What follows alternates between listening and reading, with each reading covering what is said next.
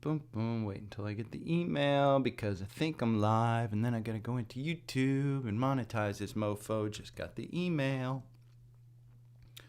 So I'm gonna turn on Do Not Disturb.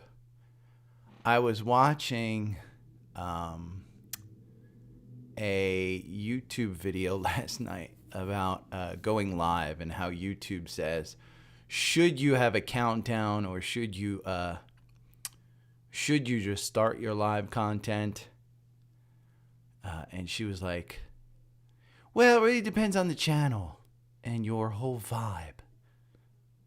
And it's a YouTube representative. I think it's the head of something at YouTube. But morning, Mike. I don't see anybody else doing this stuff. I only see me doing this unprofessional crap.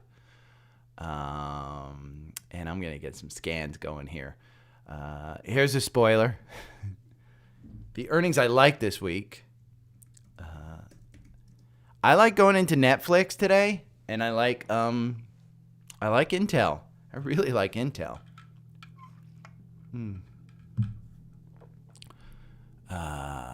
Okay, 4 hour. We're going to do a market scan.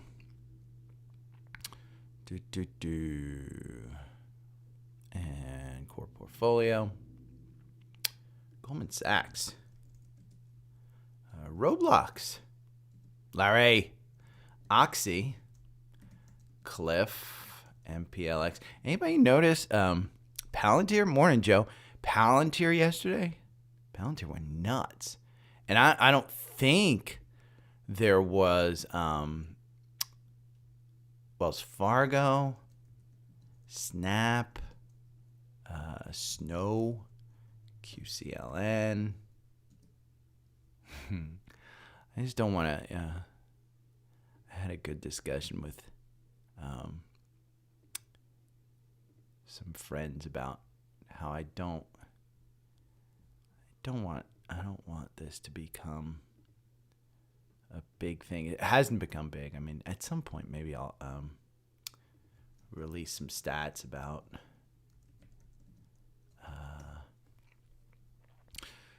some of the money. I think everybody would be shocked at how much money I actually earn from this. But let's put this in. We'll put it as a separate levered ETFs. FAS, URTY, SVXY, TARK. I've got to add to this because I did find a huge list. I was using Seeking Alpha to find a bunch. RSP, this is Invesco, equal weight. Okay, let's see.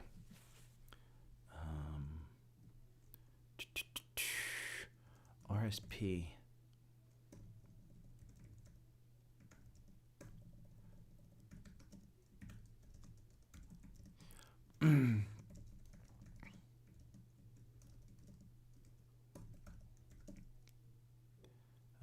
S.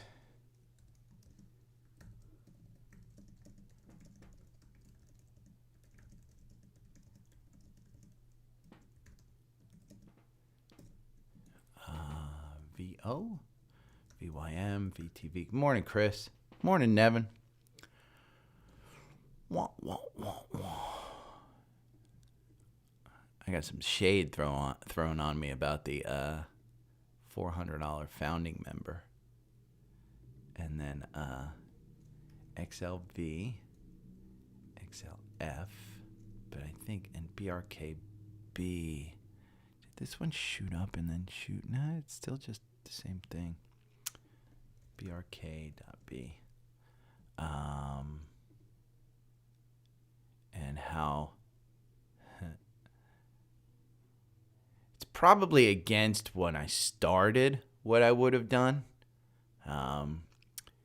But I have found that when I try and help and I get emails and I understand everybody, IONQ with a solid Dexcom. God, that's a when I try and help, Ooh. Snap.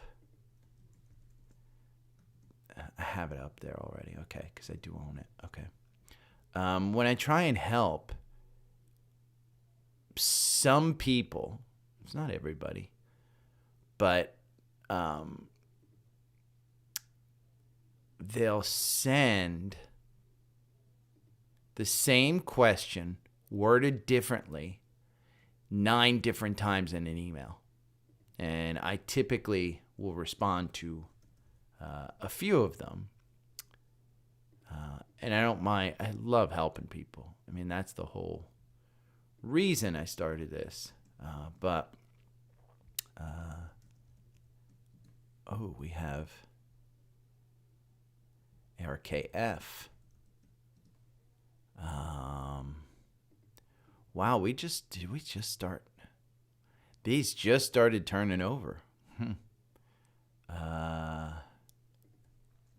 SOFI, Lemonade,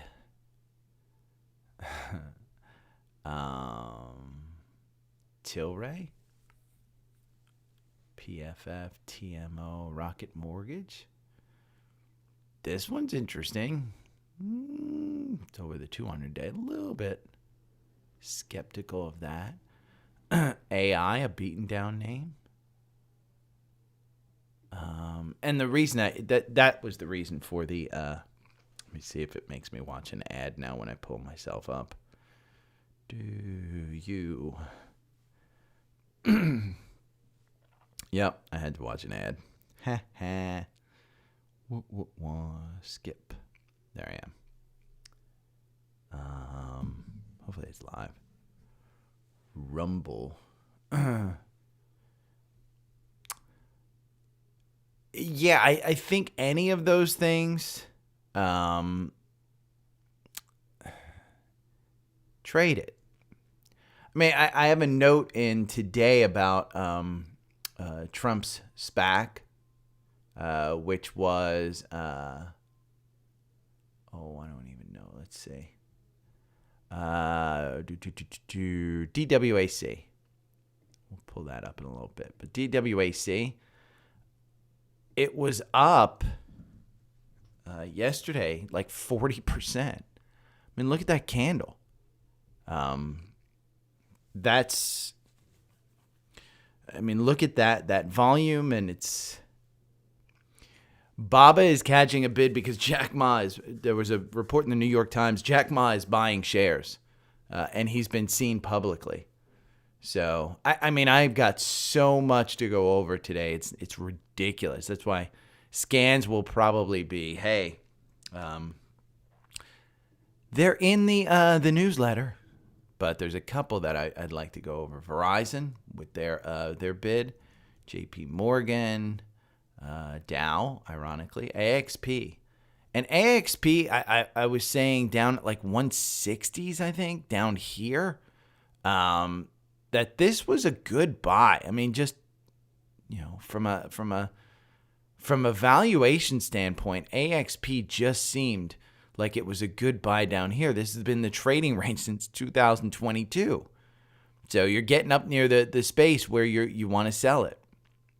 I mean, that's I'm no expert on this stuff, but I do tend to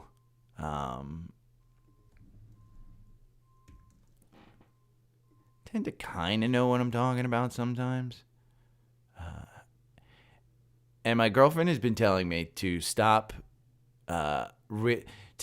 thinking that absolutely everybody can do this. That I've just got, she teaches piano.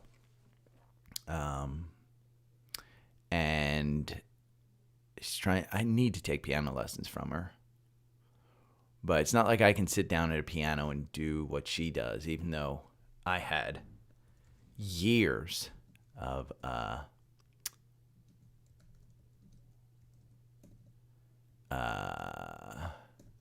music. And I used to be able to play piano. I had 2 years of music theory in college. But you sit me down at piano today, I'm like, okay, where's the A key? Where's the F? God. TMO, USB, MET, UPS. I think I have UPS in there, but we'll put that in. GE. Okay. Capital One. Okay. This is gonna be an hour-long show. Okay, let's go back over to the strategy tester, and we'll go to the 4-hour, and we'll pull this up. Capital One. Interesting move. Even though Discover had horrible earnings. It was all write-offs. How that one factors into, why is this one triggering up? Let's look at Palantir. Because Palantir's still, I think you're in. Yeah, in at 16. Let me just put this in, because I've got so much to go over.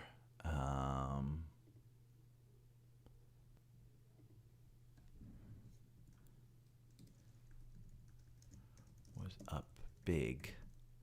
Algo has you in at 16. Okay. And it's up again at 17. So I don't know. Let's look at Seeking Alpha. And then I'm going to open up the, let's see, Palantir.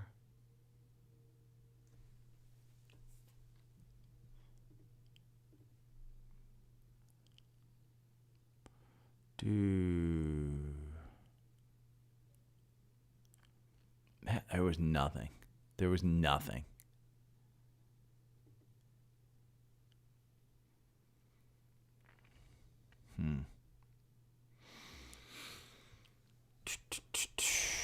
Nothing. Okay. We're going to go Finviz. We're going to go Seeking Alpha. There's our daily. Let's go QQQ. Because when do we stop going up? And the BABA chart, let's look at the BABA chart real quick. I will bring it up. I've got Chinese stocks because the Chinese regulators look like they're going to prop up the market. So BABA in the 4-hour algorithm, it doesn't have you in, but that MACD looks like it's crossing up. Yeah, Chris, listen, you got the playbook on Palantir. I think at some point in time it becomes a $25 stock, but the valuation is a little tough. But BABA, this is what my playbook on BABA is. And I've been saying this. Don't time the bottom. Do not time the bottom. We saw some capitulation here. We saw some confirmation on the weekly back in July. You could have had a nice little gain. Once you lost it, you should have gotten out. Don't time this one. You trade this one. As we start to get the Chinese that are bolstering up their economy, if they can do it. Remember, they're in a housing crisis, and I'll go over this more. But they're in a housing crisis like we were in 2007, 2008. Let's look at SPY on the weekly in 2007, 2008. Maybe I have to go back to a monthly, but let's see if I can look at a weekly here.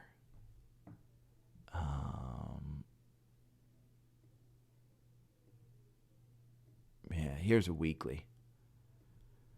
So if you remember, we pumped so much money into the stock market. And remember, this is the S&P 500. Here is May 2008. Well, let's start. The start of the housing crisis was really 2007 when they first identified stuff. So it was probably here where we were propped up at all-time highs. And you can see, if we go down to the bottom, this is SPY. That's almost 60%. Imagine just being in an ETF like SPY, which is supposedly safe, and then realizing that you're 60% down. Let's move it back. You were down even below the dot bomb. So if you bought, anywhere between 1998, I mean, you lost money. So that's what China is in right now. And if we go back and look at BABA, do I think that it's got, hit bottom? I don't think so. But they're a significantly better company than they were back in 2016. The problem that you're going to have is, say the Chinese all of a sudden, want to get back at America and say all of these names. Yeah, we've got a law, and we're going to crack down on it, that foreign nationals can't own Chinese stocks. That's the problem you have. And remember, these aren't actual ownership stakes. These are pieces of paper in the Cayman Islands that they've done. I don't know what you would get, if the Chinese government says that we're pulling that. You can bet there would be a response by the U.S., probably a rather large response, because you've got, let's look at the market cap. I mean, just in the U.S., the market cap is $164 billion because they've got $2.57 billion. I think this is just the U.S. I don't know. I don't have enough information, but I'd, be a little bit worried here. Morning, Brandon. I'd be slightly concerned. Let's see. Stimulus report. Yeah. They were falling yesterday. But, okay, let me open up. I don't think I see. I've got too much news. I'm not going to look at anything per se here. Oil's down. Natural gas down. God, natural gas. Oof. Let's see. Netflix levered ETF. I don't think. Yeah, there is. But I think it's on the. These are foreign markets, I think. I agree. Yeah, that's the foreign markets. Let's see. Financial Times.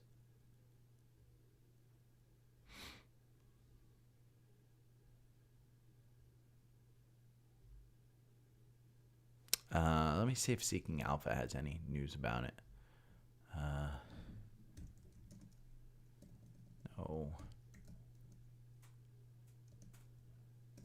No, come on.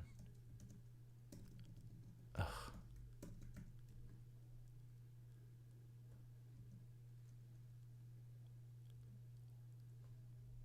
Income strategy. Netflix.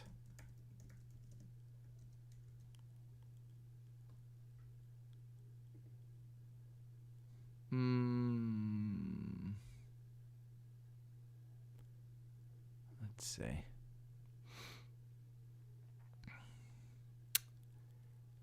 FNGD.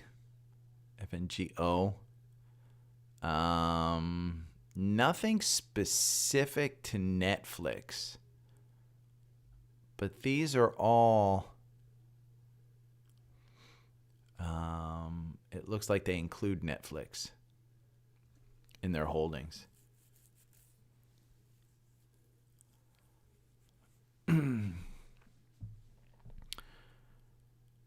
Yeah, my feeling on China, there are so many good places in the U.S. to invest, so many great stocks that I just don't see. TKO, by the way, look at this stock. I mean, this one's up 20% in pre-market. I'm not going to bring it up, but The Rock is joining the board. TKO up 21% in pre-market. It is covering this gap, 94, which puts it at the bottom of this gap, which might mean you go to 104. And it's got, ironically, it got you out here and then got you, it's going to get you back in with the cross up today. But those Bollinger Bands are going to be huge. I mean, this is, it's not a bad, I mean, the rock joining the board is the big thing. And I don't think that's a horrible thing for this company. Now, I think it is a little bit overvalued, but let's go to the Qs. And then I got to sneeze. Oh.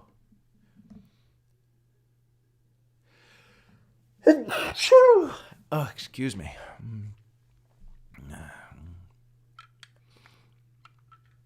I like Palantir. I haven't gotten back in big. I have not gotten it back in big, but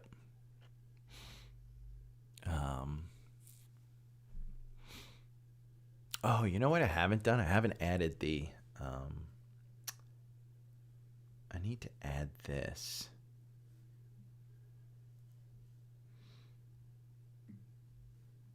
Copy.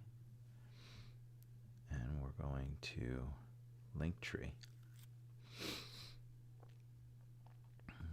Morning, Sherry. Long time no see. Enter URL. Use URL from clipboard. Allow paste. And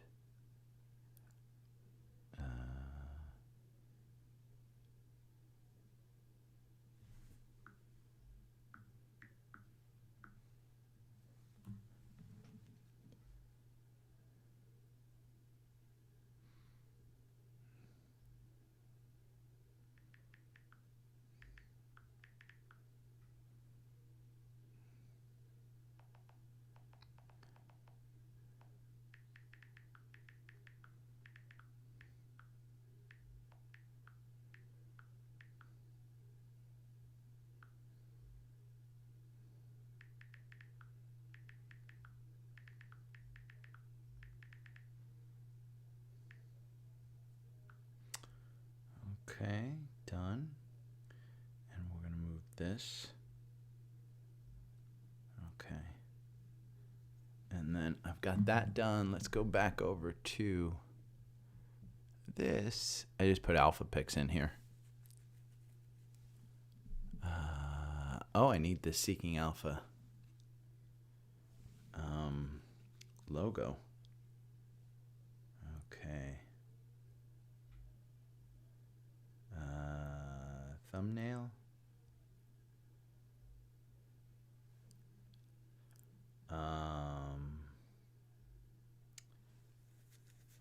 Where can I will take a photo. What the hell? Would like access to your camera.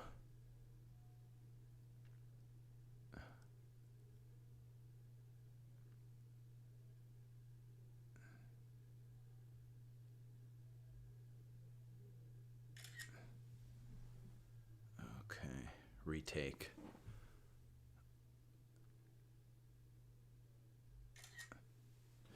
Use photo. I'm going to crop in.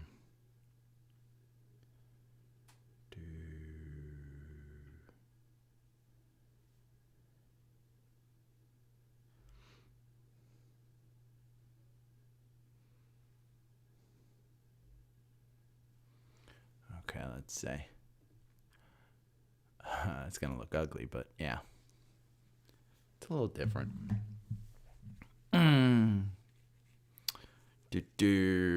Sarasota. I love Sarasota.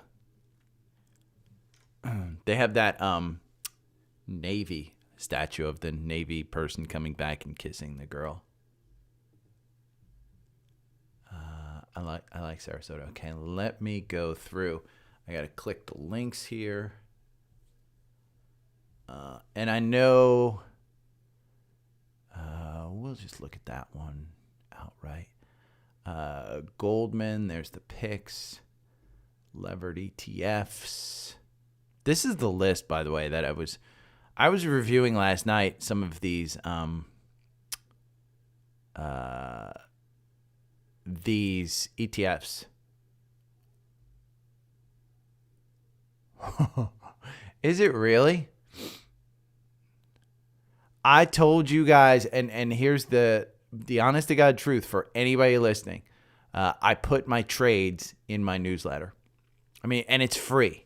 So trading portfolio, I think anybody who has SMCI or one of those big movers is going to see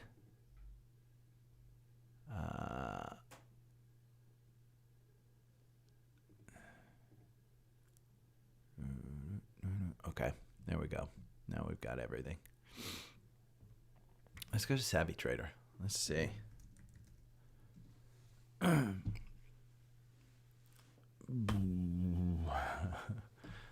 I don't know that let me see. Popular portfolios. Let's see. Performance.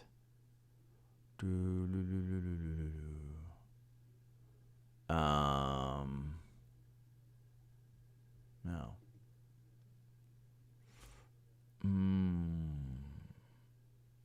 I should be in the top one. Not popular.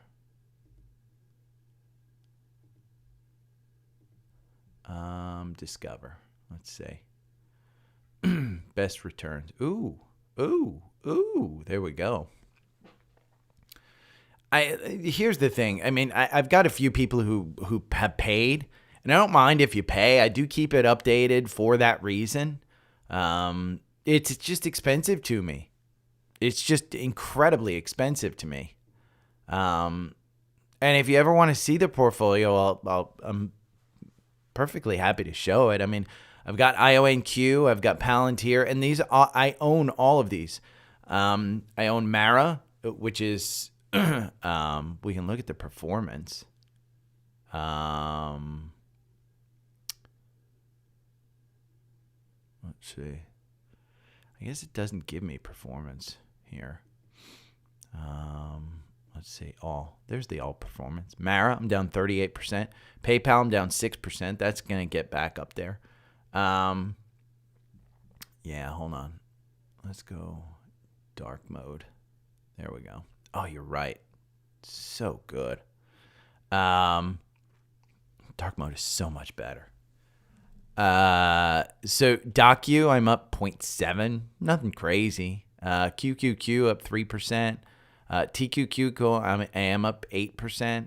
Netflix, I'm up 11%. I haven't added in this portfolio. So typically what I'll do in the Savvy Trader portfolio is I won't add to positions. I will add my actual portfolio. But I just try and give everybody, and when it was free, that was the goal, is try and tell everybody, hey, I've added and started this position. I'm not adding to positions in here per se. I may have done it in the past, but it's more just, hey, these are the stocks that I'm currently looking at trading. NVIDIA, I think I've even trimmed it. I'm up 27%. Meta, I'm up 27%. So, and listen, when you have these high movers, here's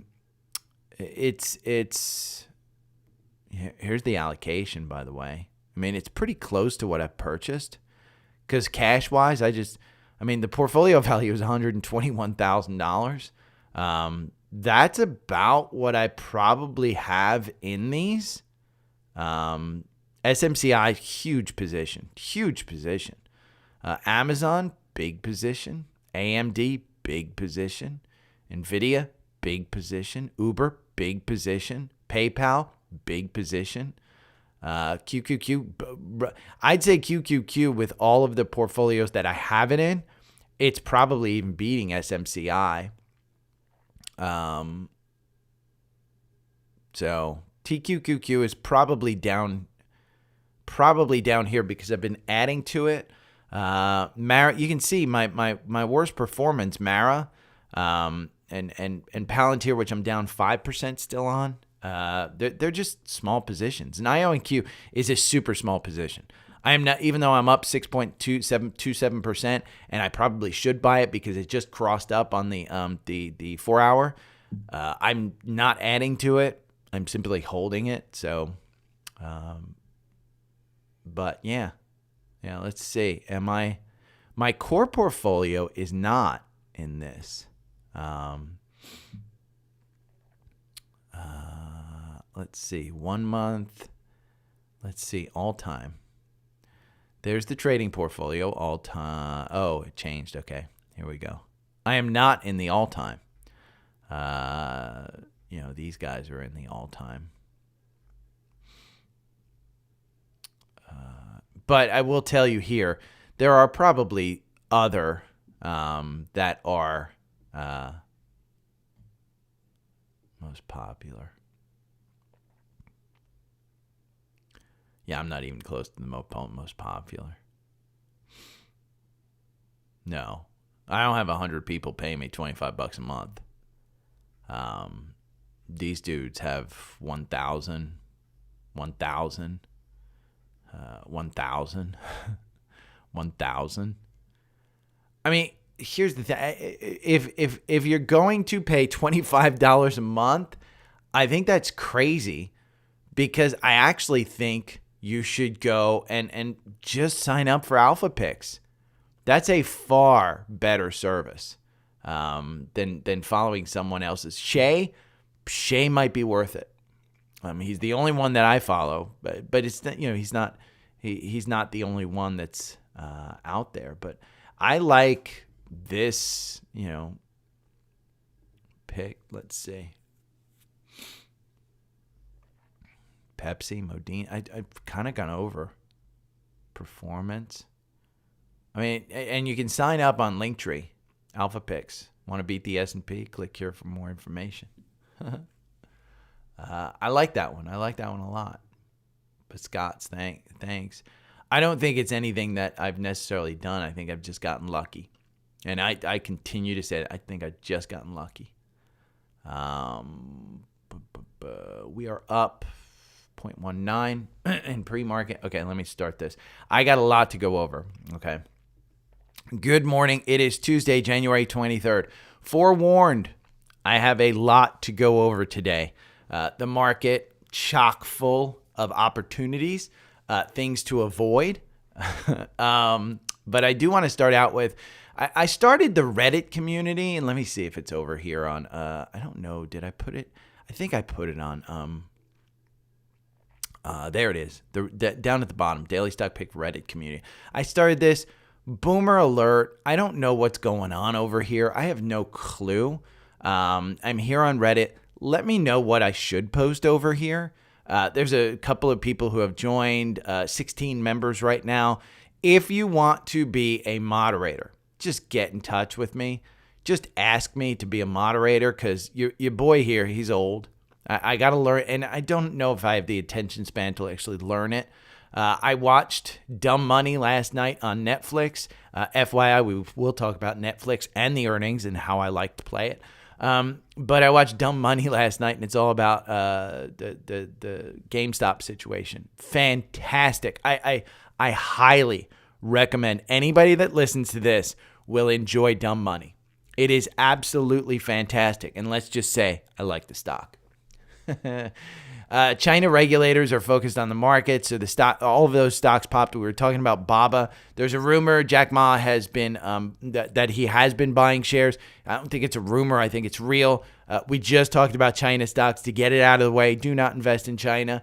Right now, they are still in the middle of a huge housing crisis.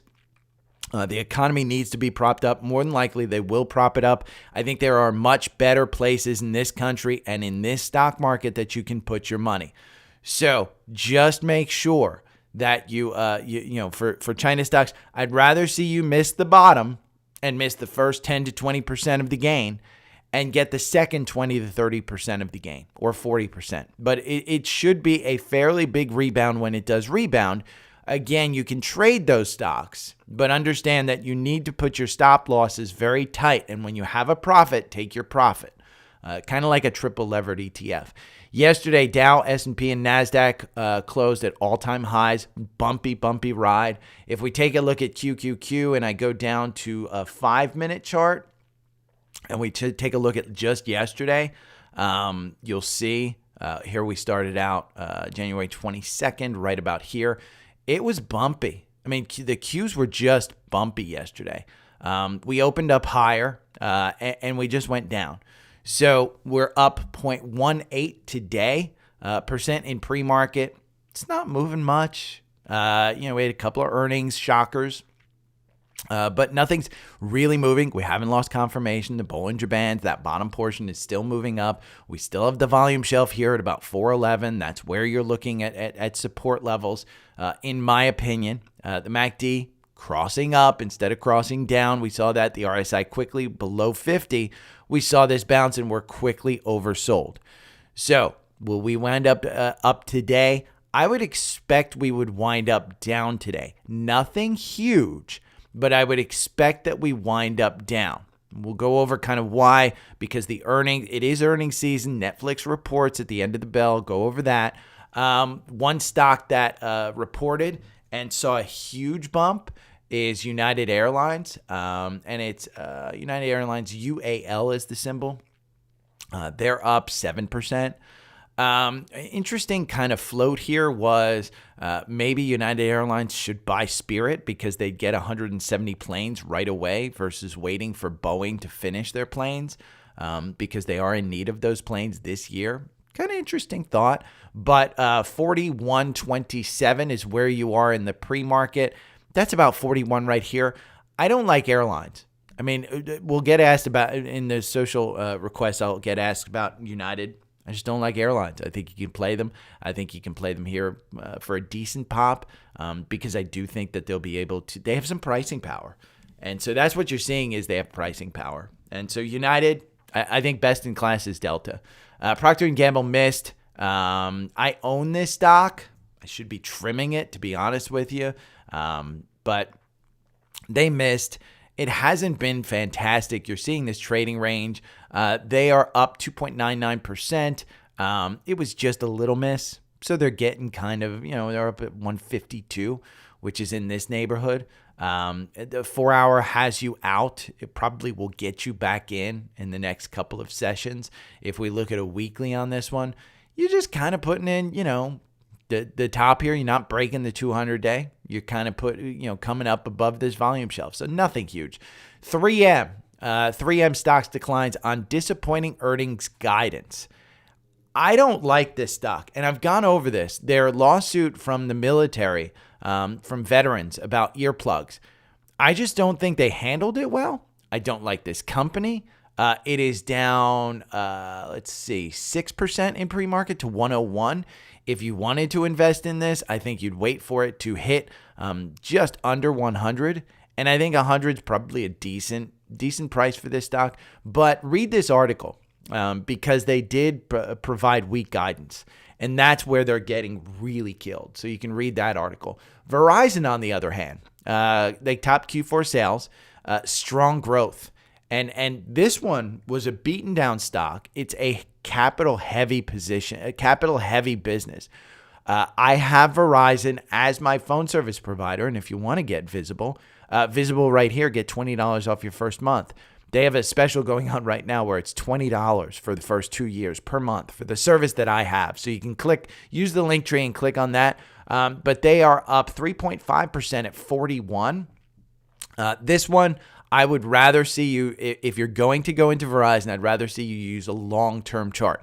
And this long-term is a weekly. And so you can see the 200-day still negative. The 50-day hasn't completely turned around. The Bollinger Bands are wide open. You do have confirmation. The MACD just crossed the oscillator. It is an overbought stock at 61, but it is a highly beaten down stock. They did beat. Forecast was good. Forecast fine. If you wanted to get into this one, it is not going in the core portfolio. They do have a decent dividend. And it was yielding significantly higher right now because the price, the stock is up. It's 6.79. Year to date, this is up 5%. It's going to be up another couple of percent just today. The average target price is $41.71. You're trading at $41. Now, it's going to get some upgrades based on this. The last time Citigroup said buy from 42 to 45.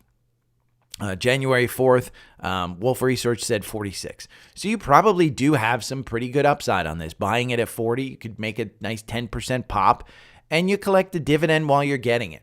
So Verizon, you can read this article and see it. Apple added to Bank of America's U.S. one lick. Jazz Pharmaceuticals was taken out. Apple was put back in. Now, what I want you to notice, and I'll put this in the newsletter, these two things, generative AI features coming to the iPhone this year, could result in a stronger multi-year upgrade cycle because they will need newer phones. Meanwhile, Vision Pro could surpass iPad revenues over time as spatial computing takes hold. Apple shares were little changed in pre-market. That is true. Apple shares are not changed much in pre-market. But Apple is, 50, 60% of my portfolio. They're at 194.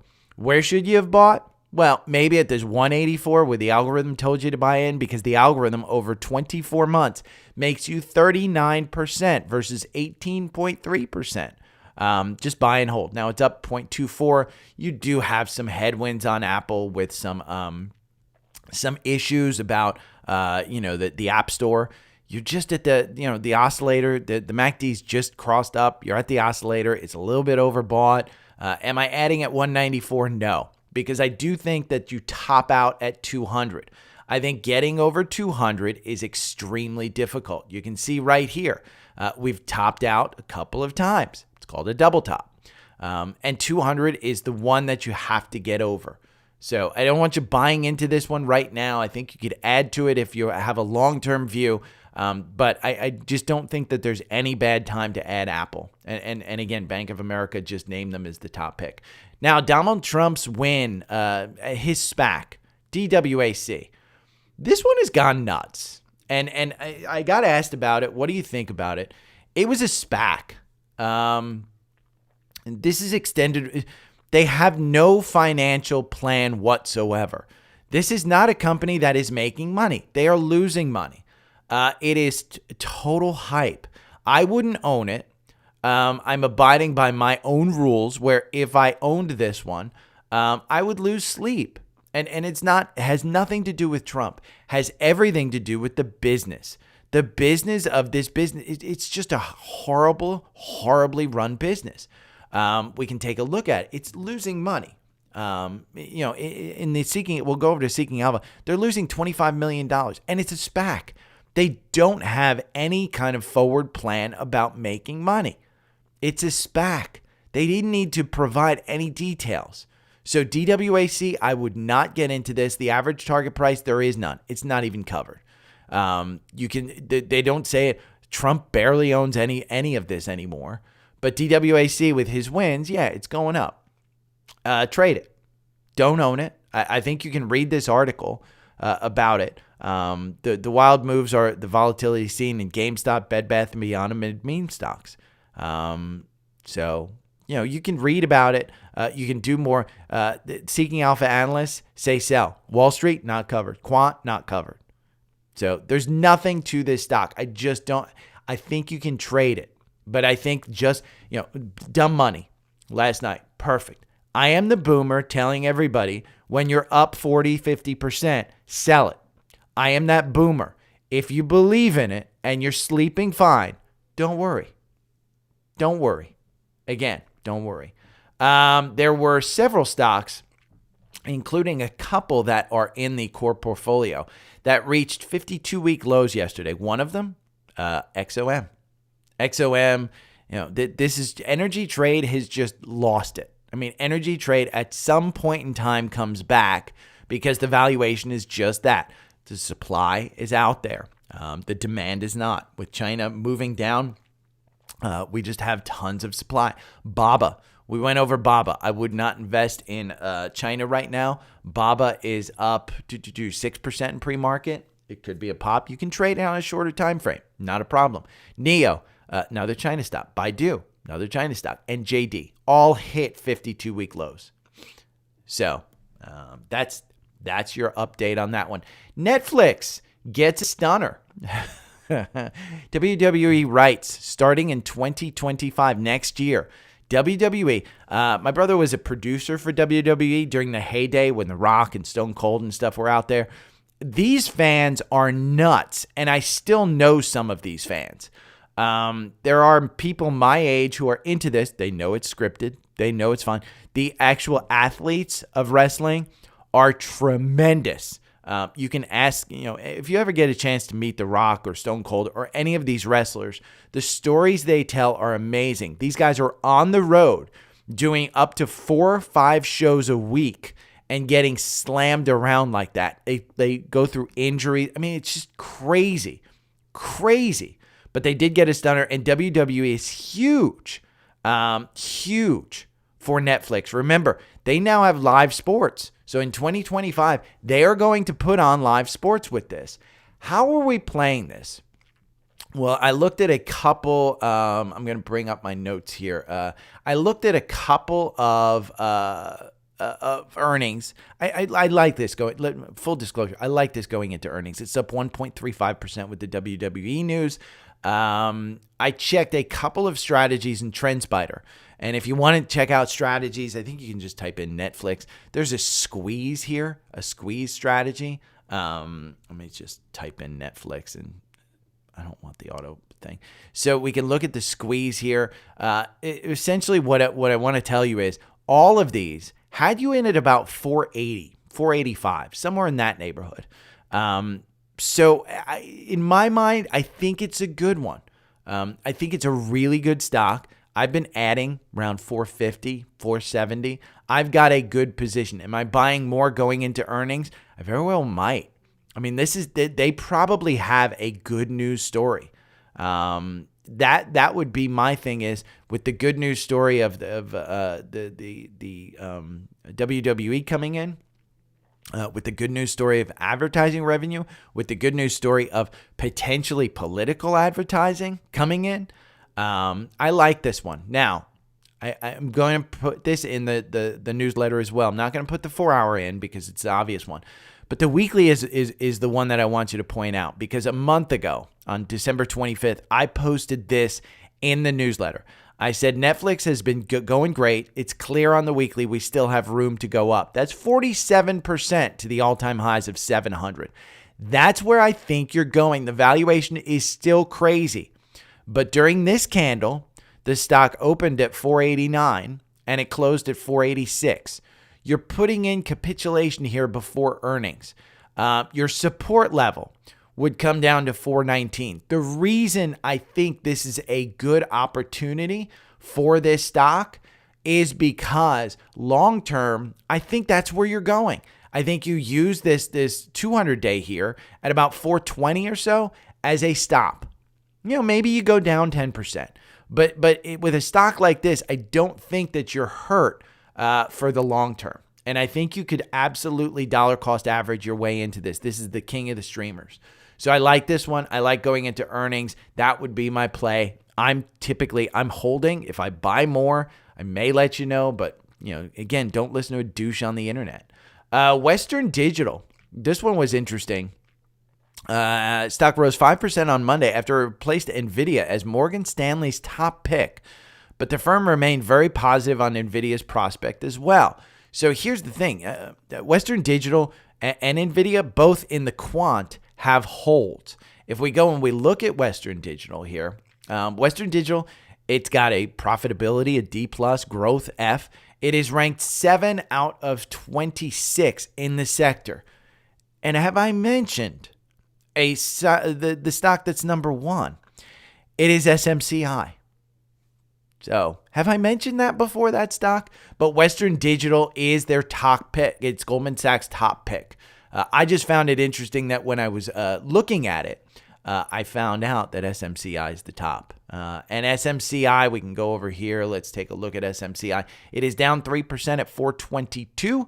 I said yesterday that I do think that it's probably coming down to between 410, 400. I expect 400 at some point in time. If the earnings blow away the guidance, I expect 450. I think we're trading between this 400 and 450 up into earnings. So if you wanted to get in here, there's a gap. This is what I wrote yesterday. I expect to settle a little down near 400 to 410 range. Earnings are coming up, and the only thing that will derail this is any mention of margin deterioration. That's it. That was in the note in the newsletter yesterday. That's all I have to say about that one. But I really, really like that stock. I will include this link in the newsletter, and it's a list from Seeking Alpha. of the top leveraged ETFs. And you can see USD is the top one. NVDL is the other top one. TECL is the top one. I found this one, Nail, Home Builders. It's a triple levered ETF. I found this one interesting because home builders, we're in the middle of earnings week, and I think there's a couple of home builders that are reporting. It's been on a run, but you just had a MACD cross up at 112, and the MACD is lower. So could you be going on a run here with Nail? It's an interesting one. In fact, I've got to add this to the leveraged ETFs. If you are subscribed in TrendSpider, you will get an update. Nail is now in there. I'm going to add a couple of these to the levered ETFs list. But if you're interested, go over here, add them to your own list, create your own list. There's up and down. You can see there's, let's see, we'll go down. It's 82. 82. They're 2 times levered, 1.5 times levered. It's just a great, great list of stocks. Speaking of levered ETFs, let's look at DPST because that's one that's on the regional banks. And I do think it has an opportunity. This one is up 1%. I said, hey, this 89, I should have bought it yesterday at 91. It's at 95 right now. You're seeing a volume shelf build up here at 99. If you go back here, there's a bunch of people that bought it up here. So I do think it's got some legs to 99. But there are some banks that report this week. So I like DPST. One in the core portfolio that I had noticed, Roblox. It dipped under 40. And I had said when you get to 40, I think you should get it. We had a cross up here at $40.46. It's down below the oscillator on the MACD. The RSI is kind of in no man's land at 54. The earnings are coming up on February 6th. They may pull an SMCI, and they may pre-announce a little bit here. I would probably get in at $40. I mean, it's at $41.56 right now. If it comes back down near 40, I think that's probably a buy. Here's the thing. I looked at this article. Goldman says these stocks will, with weak pricing power, can outperform. What'd you see? XLC, and they break it up by the spider sector. XLC, the top one is Roblox. That's interesting to me. Gross margin, 5-year history, average level 18%. If they can create that gross margin, I think you see this one pop back to 50. So Roblox is one that if we look at it from a quant perspective, it's a hold at 2.91. The valuation, the growth, the profitability, it's hard for me to recommend this. It is in the core portfolio as a long one. The top one is Nintendo. It's the only one that's actually in green at 3.65. But Roblox is down here at 9. Hua is at 10 with the Chinese regulators releasing kind of their hold on gaming. That's an interesting one. Palantir. Palantir was interesting yesterday. Again, it's the core portfolio. The algo has you in at 16. 1651, you're at 1756. You're above the 200-day, right there at 7. It's right about 17. You've got some good volume up here at about 19 where people bought in, including me. I think I bought in at like 18. I'm still holding. Just Palantir. I mean, look at that MACD down there. If you wanted to buy in, I don't think it's crazy to think that you could buy in before earnings, and then February 5th, you see something about profitability. Might be an interesting one to look at. Netflix, we talked about the strategy on Netflix that I currently see. Let's go back to Netflix because I do think the weekly is an interesting one. If you don't have a position in Netflix, I like this one. Now, they did pre-announce that this deal before their earnings. I don't know if they were getting good news out there in the market so that they can soften the blow tonight with earnings. But the 50-day is moving up on the Bollinger Bands are a little more open than I would like. The RSI is a bit higher than I like. The MACD looks like it's moving down. This isn't an A-plus setup. But for me, a long-term holding, this should be in your portfolio. I have this as part of the Grade 8. I say this all the time. It's part of the Grade 8. Remember, the Magnificent 7 does not include this stock. Why they don't include this stock, I have no idea. If you look at this from the June lows, back in 2022, you're up 174%. 174% if you just bought on the average down here when it started capitulating. Now you can see the Bollinger Band cinched up. Classic move. Again, this isn't an A-plus setup because the last time you crossed this 200-day back in July, you went back under. But I do think it's worth the opportunity. So 4-hour looks solid, looks a bit stretched. But look at here's what we can do. I am going to show you my biggest earnings player this week. And that's where I was getting to. Earnings players. I think Intel is your solid earnings player this week. They report on Thursday. It is January 25th, so they report on Thursday. The MACD just crossed up on the 4-hour. We have a buy at 48.85. RSI in no man's land, kind of weak, going down. But what I want to look at is over here. If we go to Intel, and I want to chart, and I'm going to go to charting. Well, let's go to peers because I want to show you how to use Seeking Alpha on this because I've got between the core portfolio, and Qualcomm's in the core portfolio. AMD is a personal holding of mine, and I want to add NVIDIA. Okay. These are the stocks that I want to compare. And I'm going to look at the chart, but I'm going to look at 1 month because if you see Intel is down 3% while all of these others are way up. Does that mean that these others like NVIDIA and AMD and Qualcomm have to come down? No, but it might mean that Intel comes up. Remember, Taiwan Semi just released great earnings. Intel, hold, buy, hold.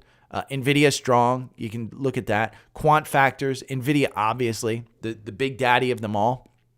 But the other thing that I want to look at is I want to look at Intel. And I'll go over here to charting. And I want to chart it against, I don't want that S&P 500, but I want to look at it against the SOXX, which is the semiconductor ETF. So this includes Qualcomm, it includes everything. Look at the 1 month. Intel is down 3.41. SOX is up 4.55.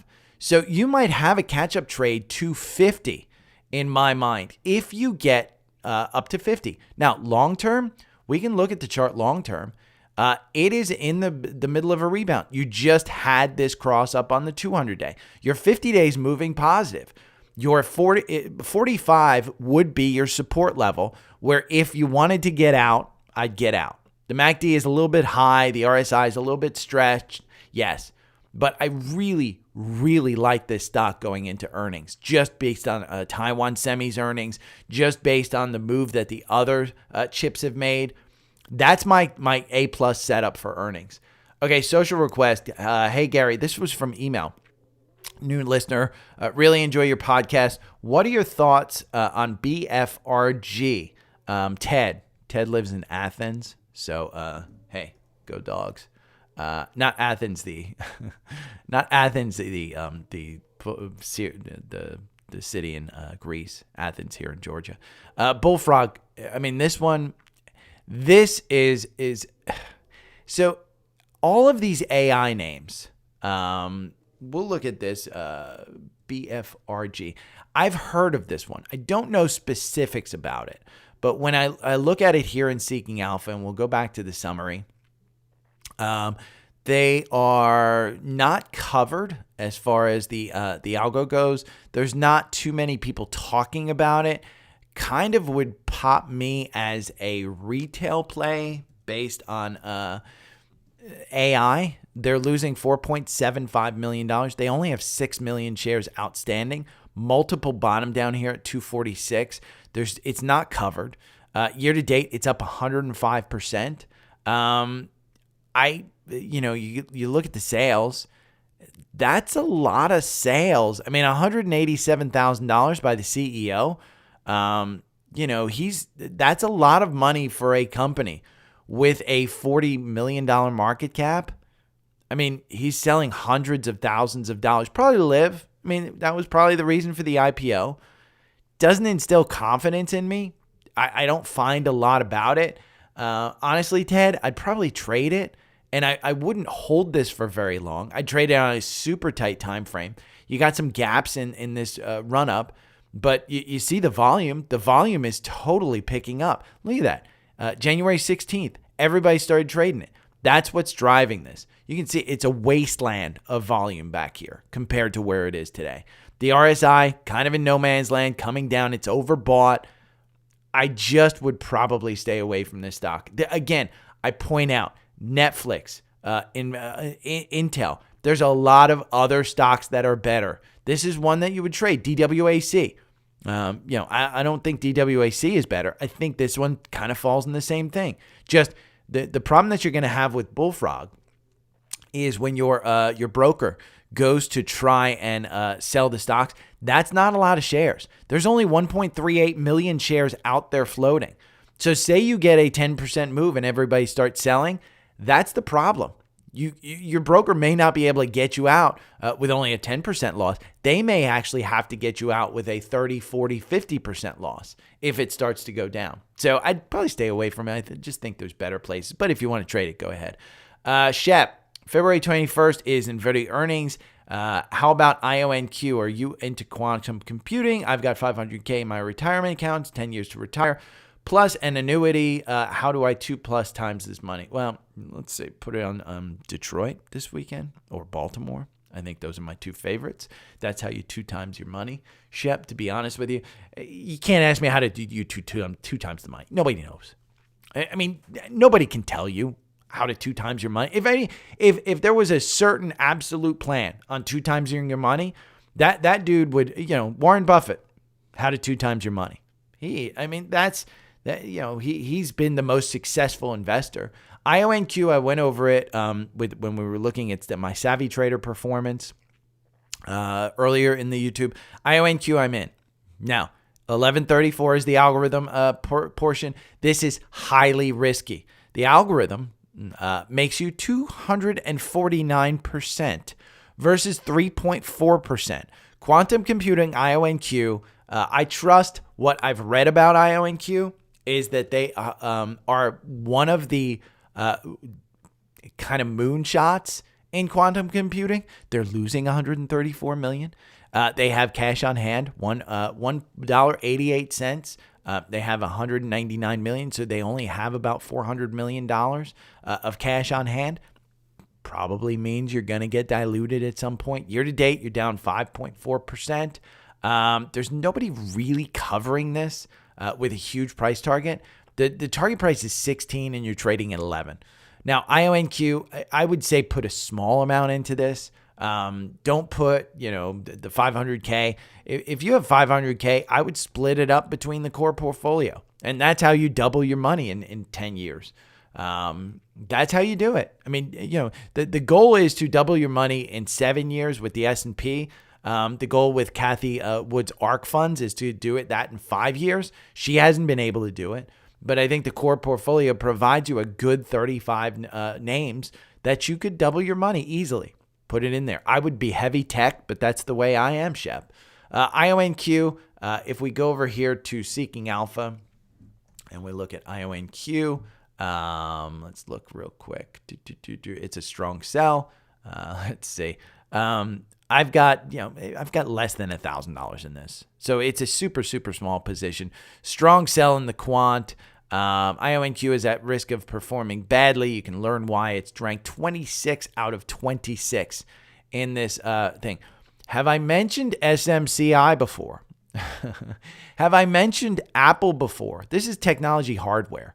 So, you've got your choices. It's probably one you trade. I mean, I've been buying and holding it. It's a moonshot. I've got under $1,000 and I'm not planning on putting more money into it. J-Web, what do you think of Fidelity, Wise, Origin, FBTC, Bitcoin ETF long-term? Do you believe in cryptocurrency or will crypto be something that fails the test of time? All of these, Bitcoin, it was a buy the rumor, sell the news. That's essentially what this is. I don't think you buy it until we get confirmation. I can't show anything to you because we just don't have anything in the 4-hour. Do I believe in the crypto? I think you get into one of these with lower fees, and I showed it on the newsletter. In one of my newsletters, you can see there I have a chart of stuff. So JWeb, cryptocurrency is going to be around if you like it. I mean, I continue to say put 5% into your portfolio, 5% crypto. It's a moonshot. It could be life-changing. I think that's probably a good way to do it. So, okay, hold on one second. I got to pee.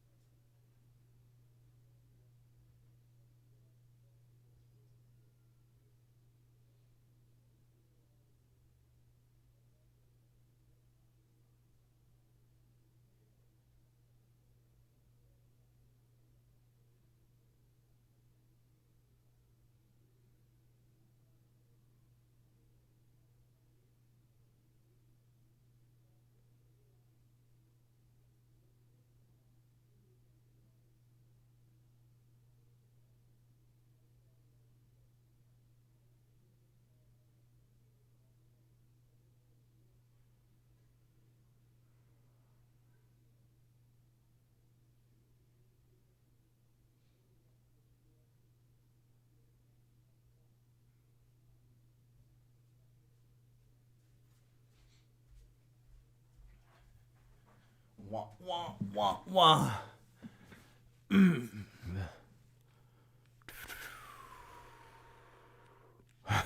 Chris, yeah. I don't know what I'm going to post over there. Maybe I'll do some crazy stuff. And Dumb Money was so good. Yeah, RTX. I got to whack the D. Wag the D. Shake it 3 times. Anything more, you're playing with yourself. Okay, where am I? JWeb. Okay, we're going to Bullish Bites. Okay. They want to know about PayPal.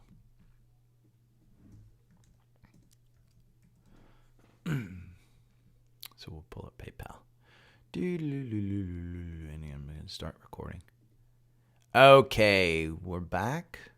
Took a little break. Bullish Bites from Instagram. They want to know about PayPal. CrowdStrike going crazy, obviously. CRWD, I have not been able to get back into CrowdStrike. They mentioned CrowdStrike. These guys on Instagram, they're killing it. They've got some great picks. They do actually do some options plays too. But CrowdStrike, I don't do options. CrowdStrike 265 was a buy, and you're at 296. I should have just bought in. I sold out here at about 248, I think. Somewhere where it was capitulating, looked like it was going down. I didn't get back in. I did take a huge gain on this one, but you know, I like it. It's gotten expensive. PayPal. I have been in PayPal. What are your thoughts? Heard some chatter about they may have some impact on the bank overdraft scene. I haven't heard that. I am holding until they get back to this 75 range. That gap up there, I do think that that's in range now. If we go back here, I mean, there's even a bigger gap up here to 70 at 75 that just hasn't been covered. We go back here even more. There's a gap to 85 that hasn't been covered. The new CEO, his first earnings are on February 8th. They have a product day on February 25th. His comment about shocking the world, I don't know. I mean, it's not, I don't think it's crazy to think that they're doing things that are smart. And that's what you've seen. Pulling out of the Amazon deal. It wasn't making the money. Smart. It wasn't a high margin business. Getting into buy now, pay later. I think that's what they're planning on. But he says they have some new product ideas, new things to do. These guys have Venmo. And my favorite cash is Venmo. If you want to tip me, if you guys have made money, and everybody's been super generous with the SMCI stuff, but if you made money, I have my Venmo, my Cash App, and my PayPal down here. And you can tip me or gift me, I should say, IRS reasons, gift me any amount that you money just to let me know that you made money. That's it. If it's $1, it's great. $2, whatever. But it does make me feel happy when you guys make money. PayPal, I like this going up. I like the new CEO. Do I think that we bottom? I don't know. Year to date, you're up 5.8. Target price is 72. To get to 75, you'd need quite a bit of chatter. You're up 2% today at 65. You can see we've topped out here at about 63 before. That's kind of where we're capitulating right before earnings. it's just a hard one it's still expensive. It's got a PE of 19, forward PE of 11. And you can look at Square just to kind of compare it. They're losing money. Their forward PE is 21. But these guys, the double top on Square is at $80. It's trading at 67. Your target price is 78. I don't know which one I'd like better, but PayPal, I do own it. I still own it, and I still own large positions at much higher prices. In my trading portfolio, I think the average price that I've gotten in is around 63. So I'm up on that one, but I am super down outside the money on this one. I think my average price is somewhere in the neighborhood of 88, 89. So I was adding to this on the way down. It just wasn't a good thing. Dex from Spotify asked, UAL had an earnings beat. Do you think it's worth getting in at this price? I am not a airline fan. And the note that I wrote, I hate airlines to own, but at the multiple that United just mentioned in their earnings, I think this could run to 50. I'm not trading it, perfectly clear. I am not trading it. I am not owning this.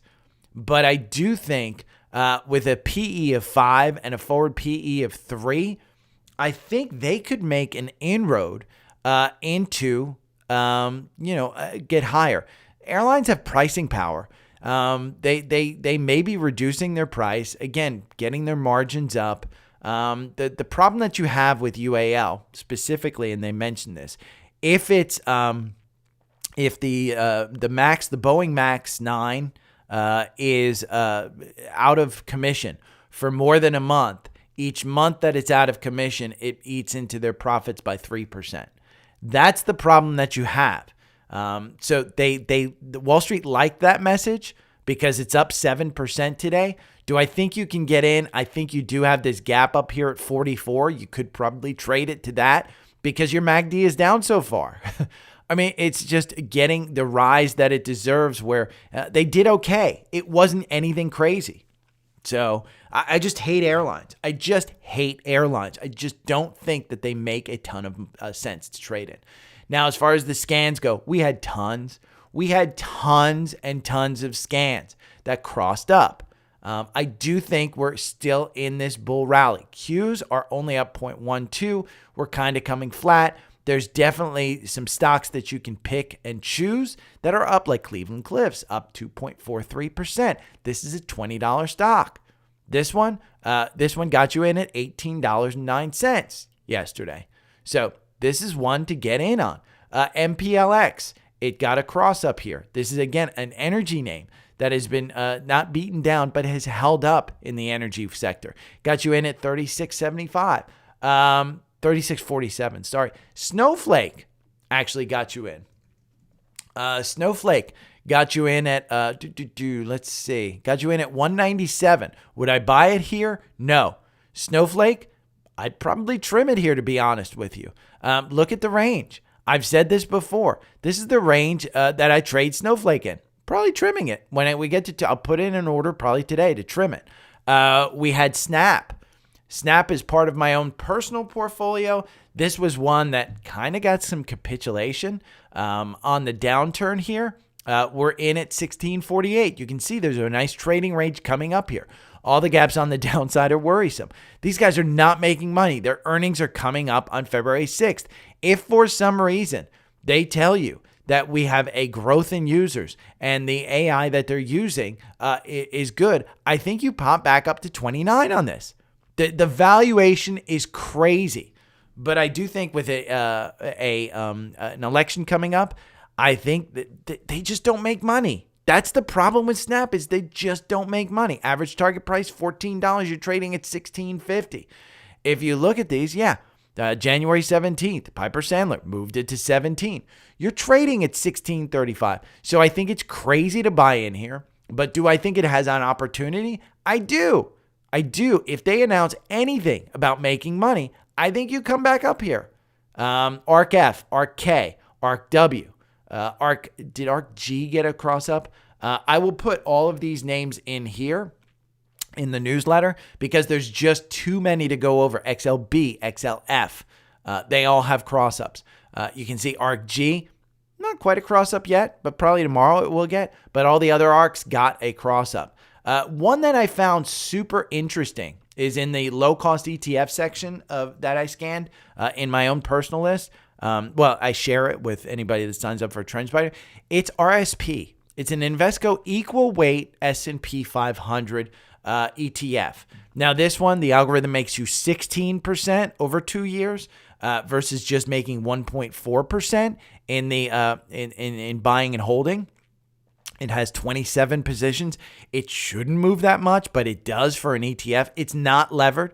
It's just an equal weight. So, for instance, the S&P, it owns one share of each of the 500 companies. SPY and others, which are market weight, they do it by market cap. But you can see we're down here in the MACD. It's kind of crossing up. The RSI's in no man's land at 59. Do we get a second leg here? And that's the question is, do the markets move up because the lower end is actually moving them up? You can see this one. I mean, the equal weight is what everybody has said you should be buying into. Look at that trading range that we're in. We're at the top of this current trading range, but the Bollinger Bands are just starting to go out. The 50-day is moving positive. I mean, it just started moving positive. You've got a tremendous amount of volume pushing this one up in recent weeks. But MACD is kind of moving down. I would, this one looks interesting to me, and that's why I bring it up. Levered ETFs, we had that cross up. FAS, this is the financial bull 3 times. This is one that's been 84.79 is the current buy-in. You're at 84.90. If we look at a weekly on this one, remember it's a decaying asset, but you're just at the 200-day. So it's not crazy to think that we could go up. If the financials are solid, you could go up to 95 or so. I mean, that would be a solid move to make on this triple levered ETF. URTY, SVXY. The VIX, it's just not getting any. I mean, the VIX isn't moving. The VIX just has not moved. So SVXY is the one that's been making money. SVXY makes you 91% if you held just 24 months. This is a triple levered ETF on the VIX, short term. It's futures. 107.902 is the buy-in. Now you're up 0.86%, 107.91. I would not play this one personally, but the VIX is one that's just kind of settling down. Okay, long show today. Remember, if you want TrendSpider, click on this link, then you email me. Use the code DSP25 for an additional 25% off. Get Seeking Alpha Premium for, I think it's $189. Charting, all of that stuff you get. If you want to look into beating the S&P Alpha Picks, this is $100 a year. It's super solid. I've been looking at some of their picks. I really like them. What I really like is the research that goes behind when they add picks. If you're not in Webull, just add $1,000 in Webull. I love this app. I was watching the Public.com CEO on CNBC this morning, and he was touting his app. I don't know, how can it be better than freaking Webull? When I pull up charts and I show them to friends, that's the one that I use. I will start using the TrendSpider mobile app when they actually update it, but it's there. Daily Stock Pick newsletter. It's a free newsletter. Everything that you hear me going over, it's all free here. The weekend ones are paid. I have this educational series, which is getting a lot of kudos. But all of this is free. All of it's free. So I'll include everything for free. Just go sign up, dailystockpick.substack.com, or just go to the link tree and sign up. We talked about Verizon. I have a phone plan here.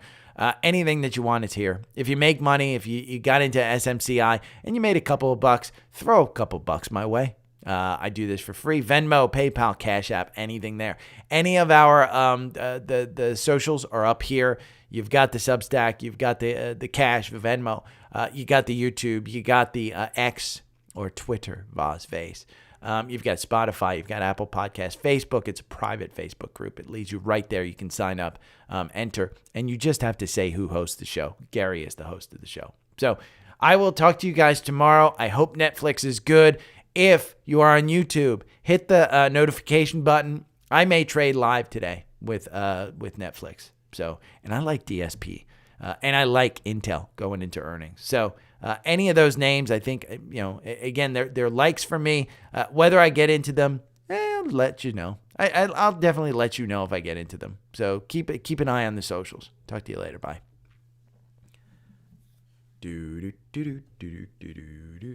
Hold on, I gotta.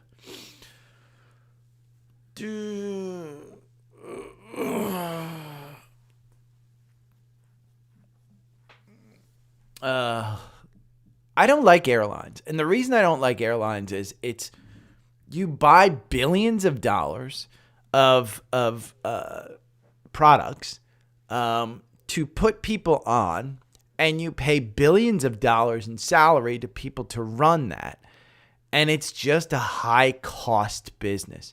It is propped up by the government. Our tax dollars go tremendously to that. But I think, Love, this has just been a beaten down one. I don't think it's that's a great trade, Chris. I mean, remember, this was, the holiday time where they just had horrible, the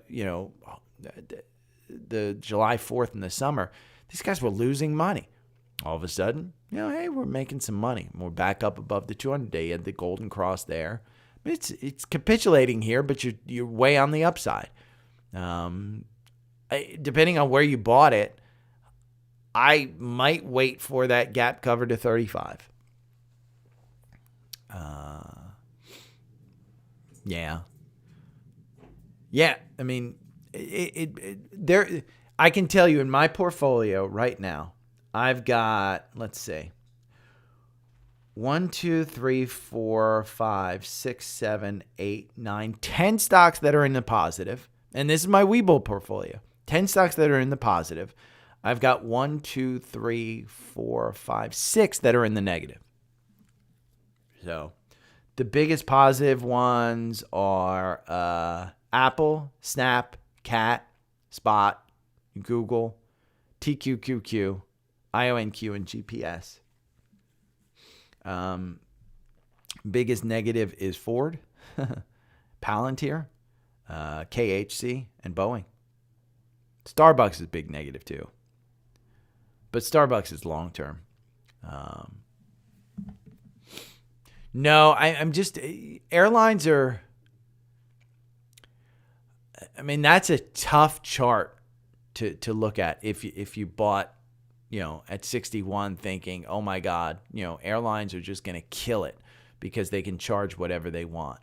And this is what's super interesting, Chris, is when you pull that volume chart right there back to April 21st and you take a look, there's still a lot of people holding up here at 44.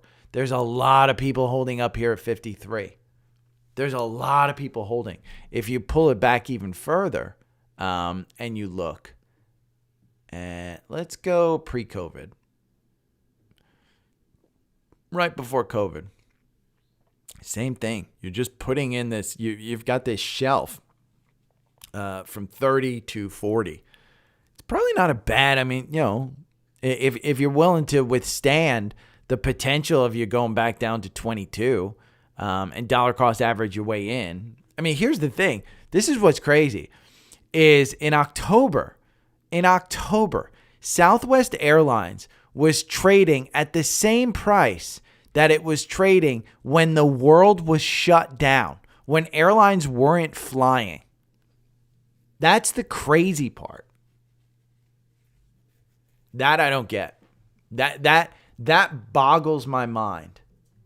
That a stock is trading at the same level that it was when the world was shut down.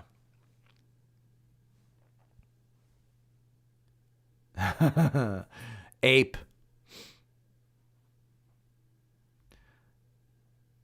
Yeah, I mean, here's the thing, and I don't mind people asking, hey, how do I double my money? I mean, you double your money by betting it.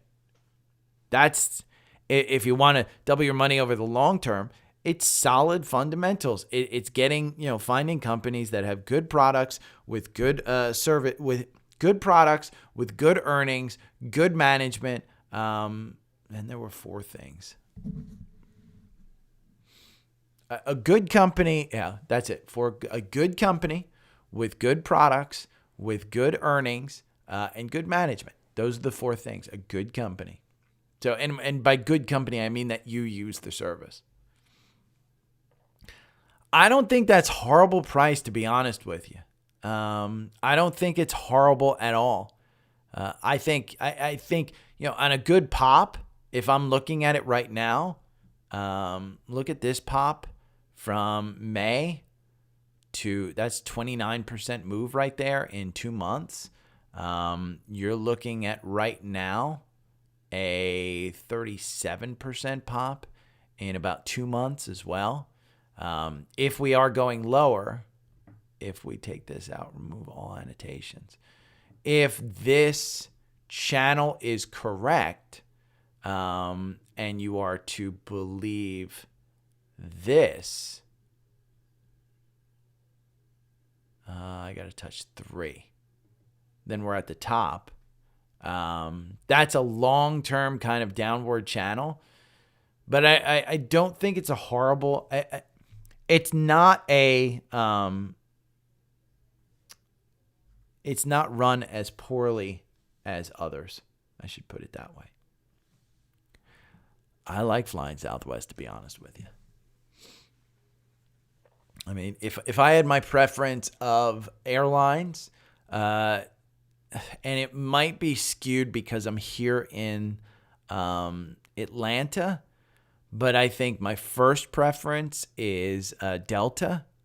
And it's not because I'm a frequent flyer. I have zero status. And you have to be the top echelon of the top echelon here in Atlanta to get any benefit from being a frequent flyer. Okay, where'd that person go? There they are. Oh. I hope he picked up the poop. Their dog is peeing on my thing. Exxon's up 1%. Tesla's up 1%. Tesla's earnings are coming up tomorrow, I think. Yeah, I probably should bring up Tesla earnings. I don't think you get into this one.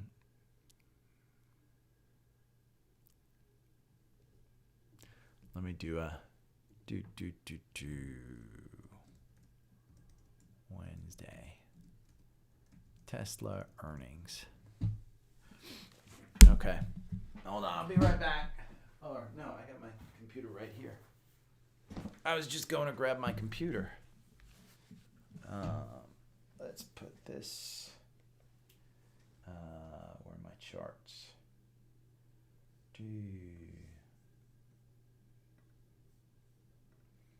Downloads.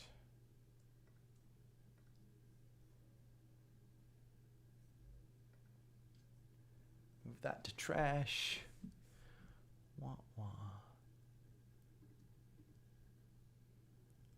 Share. Airdrop. MacBook Pro. Okay, we're going to move that over there. Okay. No.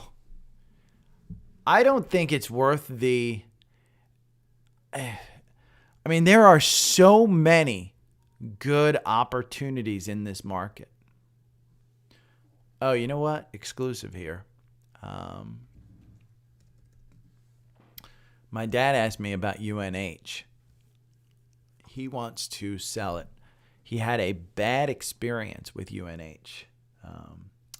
My dad's an interesting one because if he has a bad experience with a company, he's like, fuck it, I'm selling it. So,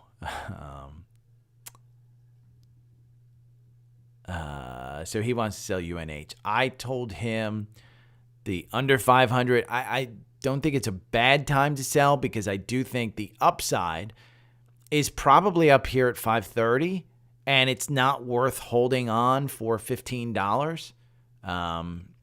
I think he could and I told him, the issue that I have is they have tons of cash. My parents have tons and tons of cash. And getting into something a little safer when you're in your 80s, it's tough at these levels. it is super tough at these levels. So, oh, look, SMCI back up at 450. It's super, super tough. January 29th, next week. Uber. I didn't get a chance to add to Uber. Oh, well. Okay. I am going to go put this together. You guys have a great day. If I do trade, have the alerts on if you're interested, because I may come back and trade live this afternoon. It just depends on my mood. Look at this. When I bought Uber on the November algo alert, this is part of the paid newsletter, by the way, some of the examples. RSI was at 50, but it's upward trending. MACD crossed up. I saw this. I didn't buy it when the MACD came down here. I should have again, but I didn't. I wanted it under 60, and I didn't buy it under 60. I thought it was going to 55. And their earnings are coming up February 6th. This is one that's just going to, this is Uber. The valuation is a little bit crazy, but they're getting out of the bad businesses. And if we look at a weekly on Uber, you haven't even touched. Like, this is where it popped after it IPO'd back here to 60. You're getting ready for another leg up. This just goes back to its IPO. And you've beaten that 61 level where you kind of topped out here. So your 200-day, you just had this golden cross. So I like this one. I am up, let's see. Indices check. I'm up 0.30, and the NASDAQ is up 0.25. S&P up 0.14. Dow is down 0.19.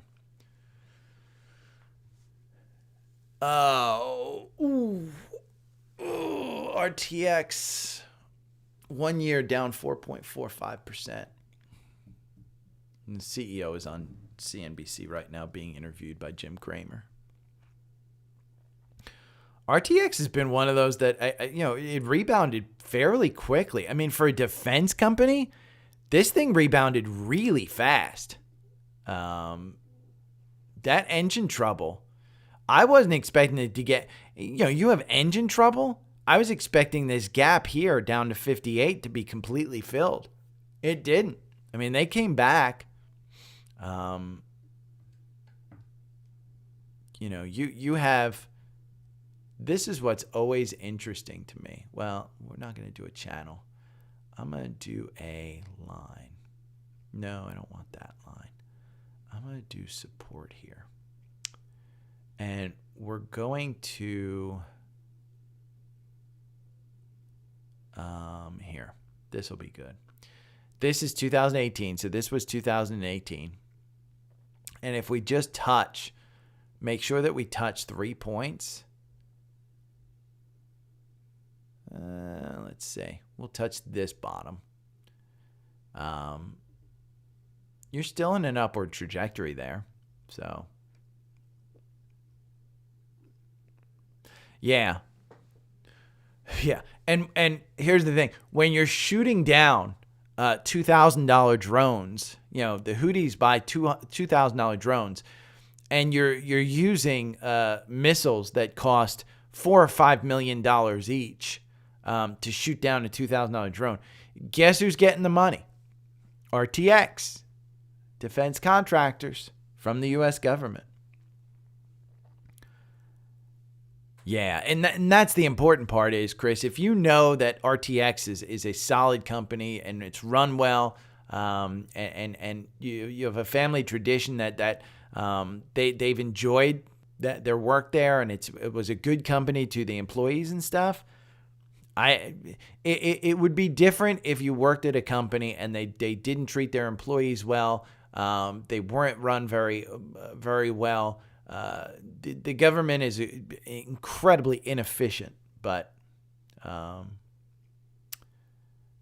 that would be scary for me as a tech guy. It's kind of like Apple. I worked with Apple. I never worked for Apple. I worked with Apple. I was incredibly impressed with their employees. Incredibly impressed with the marketing team that I worked with. So, yeah. That's awesome. I was just talking to a teacher yesterday, a friend whose wife's a teacher, and we were going over because I'm retired, and I say everybody this, retirement for me, the scariest part is healthcare, and it's 100%. The only thing that would keep me going and working is healthcare, and it's scary as F. And he was like, yeah, my wife's a teacher, and she's got the pension, and we get lifetime benefits of healthcare. And I said, that's priceless, completely priceless. Now, I pay $700 a month for a $9,000 deductible plan. And it's not, it's just, there's a lot of reasons why and it's probably the best plan that I could get. I mean, it's just the cheapest. But he pays for an entire family. He pays $325, wife and 2 kids, husband, wife, 2 kids, 4 people, $325 he pays. And it's significantly better coverage. I mean, it is unbelievable coverage.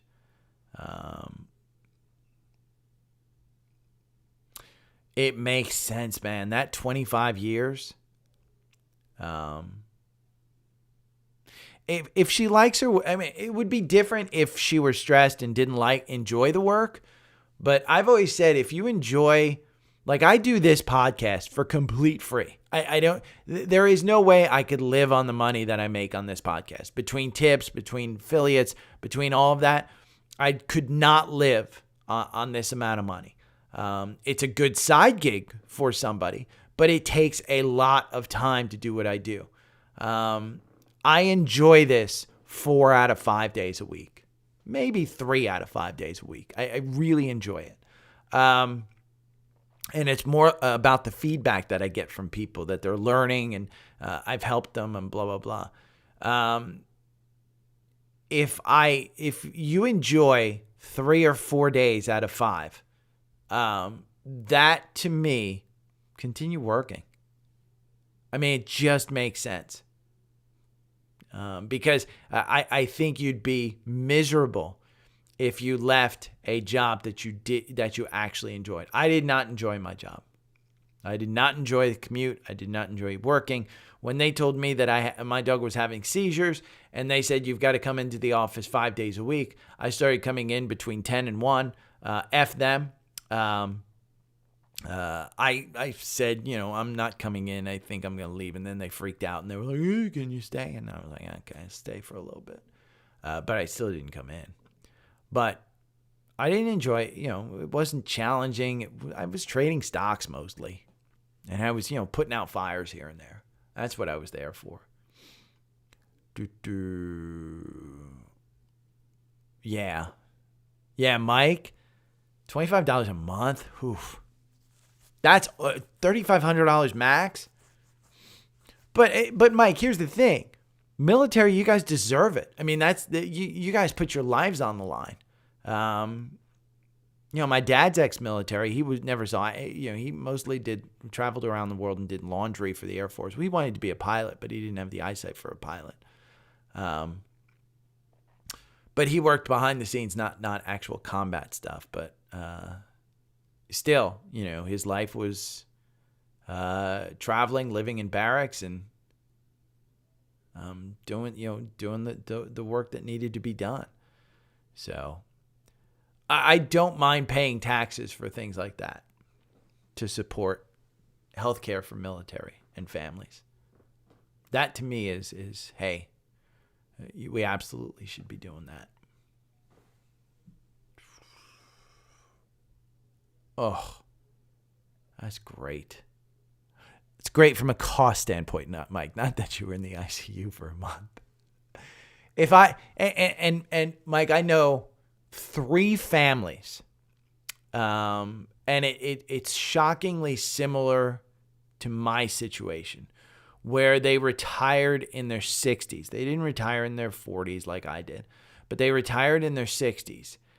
And they had enough money, they thought, to live. And most people, they've been pretty open. They're family friends. They've been pretty open with me. And they had enough money to live. They have had to go back to work. And it's not fun work. They went, the greeters at Walmart to get health care. Because they needed health care. It was cancer. I think it was two out of the 3 were cancers. The other one was a car accident. I think it was, It was kind of like an ICU situation. It wiped out their savings, essentially. Because their insurance fought it, and there was issues, and it's ugly. I mean, one of them was a situation where they couldn't get the insurance company to cover portions of the cancer treatment because it was experimental. It worked. They knew it worked because they had put out some money of their own. And they said, in order to continue it, they had to wipe out their savings.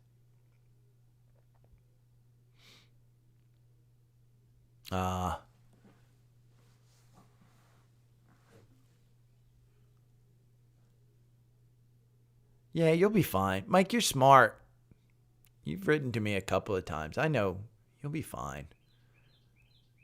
I mean, it's less about, even though you're home and you want to trade a lot. My opinion, and it's just my opinion, and it's because it's what I've done. Buy and hold. That's where I'm at, is, buy and hold. I'm not, yes, I'm trading, not day trading, but I'm trading on a weekly basis. But we're kind of moving negative now, by the way.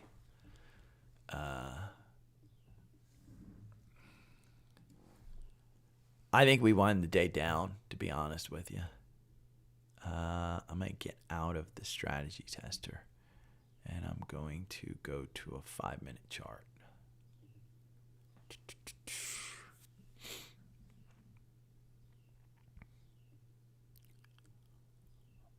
So see this, we opened up, where's the 23rd? I don't have after hours, so the 23rd is, this is a 5-minute chart, okay? So when I look at 5 minutes, and you can do trend lines, you can do ranges, you can do anything. See where we opened up here at 424? We haven't been able to break 423 since then. So when you look at this, this is the range that we're in. Now, if you break this bottom right here at 420, like I think we might, there's not a whole hell of a lot of, because we've gone straight up and you've got gaps down here, I would look at this point, this reversal right here at 409. That's where I would look at. And I said 411 is your support point just from about here. But it might be between 409 and 411.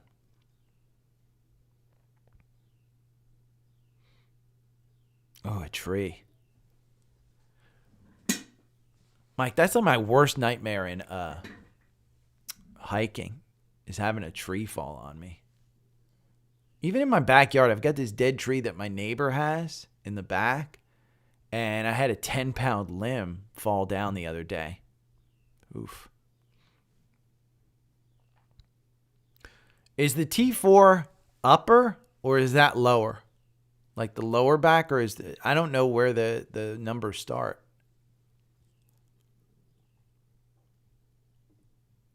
And tell us if we're being annoying with questions, Mike.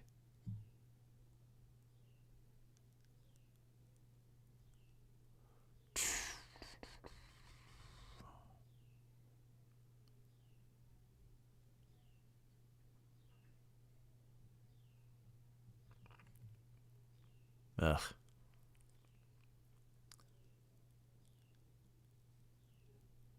Ah, okay.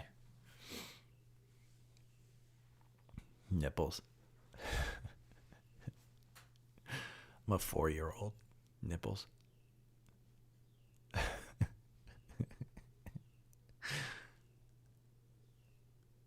Hoo-ah.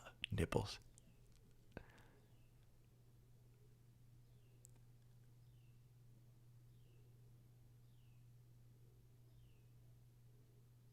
I'm watching this in 5 minutes. So here's, I'll remove this. Okay.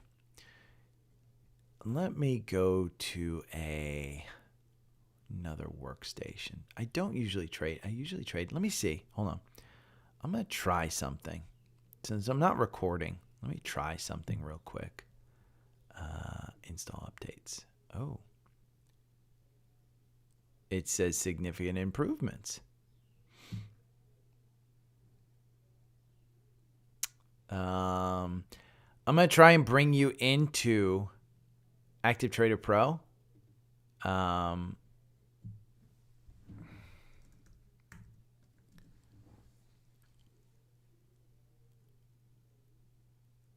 To try and see, I redid some of my charts in there to kind of get it so it's not as big a memory hog.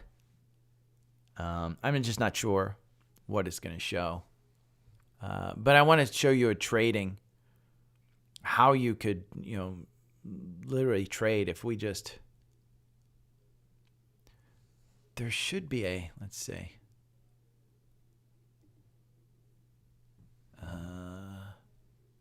Buy over, oh,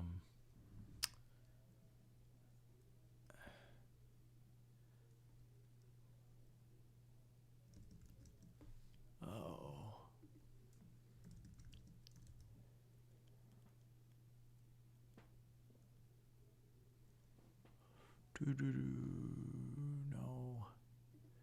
I was using this the other day.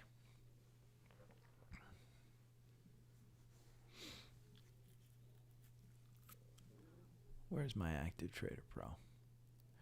Let's see. Let's see if it's going to let me in. Nope, I've got to do the send notification.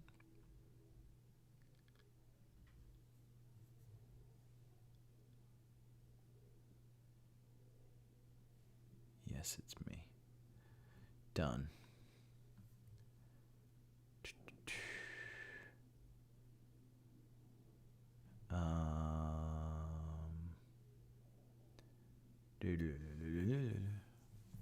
Oh God, it's already crashing. What?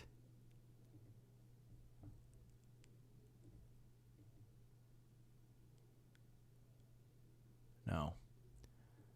Hold on. What are you doing?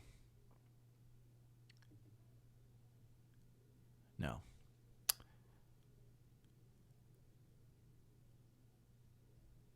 What?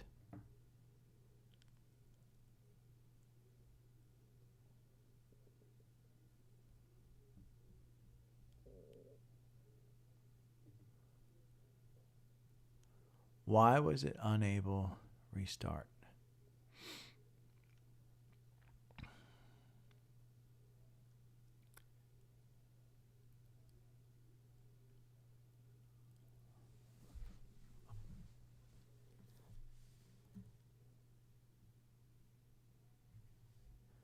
I saw a one of those exoskeleton things.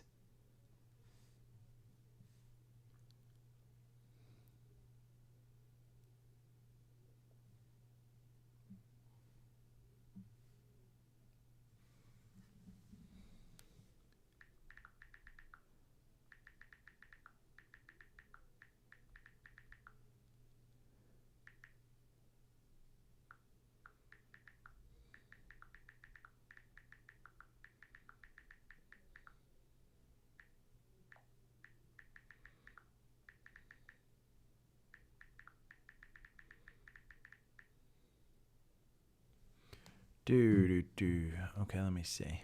Why is this now? Quit Active Trader Pro. Force quit. Let me make sure it's all quit. Okay. Active Trader Pro, man. This is why I like the Webull desktop software. But I like trading in Active Trader Pro on the computer. I may buy some Intel. Let's see. Intel's gotten weak.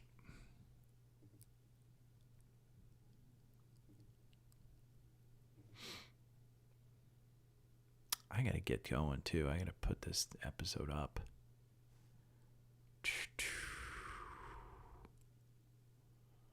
47. Okay, let me see.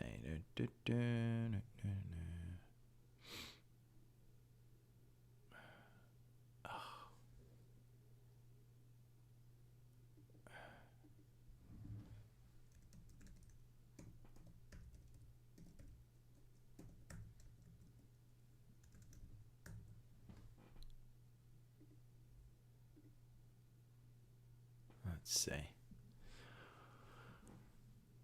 Let's see if this mofo tells me again that it can't retrieve my layouts.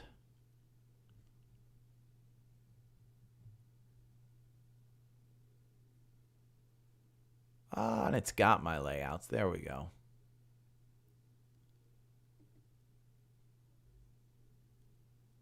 Okay.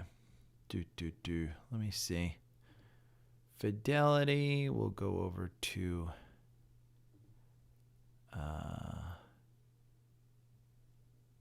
okay, there we go. So I can show you, this is my Active Trader Pro setup that I actually like trading on. I've got the Bollinger Bands, 50-day, 21-day, 9-day, 200-day. Everything's there.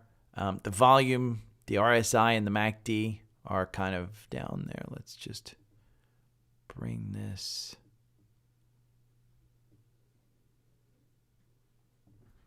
And I'm going to extend this a little bit. And I'm going to bring that over there. Whoopa. Here's the way I trade typically in here if I'm actually day trading is on this 9-day EMA. When it's under here, I'm selling. And see, it's under the 21-day. As it touches the 21-day, I'm kind of like, oh my God, it's not great. The 200-day, that red line, that's just long-term support on this one.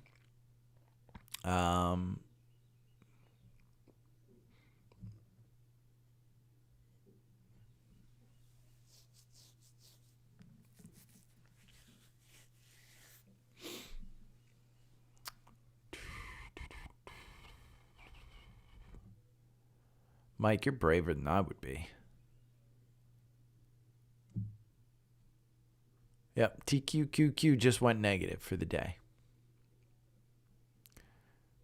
So, but I like trading under, once it gains confirmation, you can see that 9-day. Once it gains confirmation here, and you've got an open, closing higher than an open, you can typically take that, and this would be from 54, say you buy at 55, up to 55.35. Then you start to lose it, and you just scalp it. You can do this on a 5-minute, and it's not hard. I mean, you don't have to, you don't have to, sit here and just be like all nervous like you are on a 1-minute chart. 5-minute charts, I tend to find like it's okay. But I do think we wind the day up negative today. Okay, I'm going to edit this stuff. Mike, thanks for being so open with us about your nipple. I hope you guys have a good day. I will talk to you tomorrow. I'll have this out in about an hour. Okay.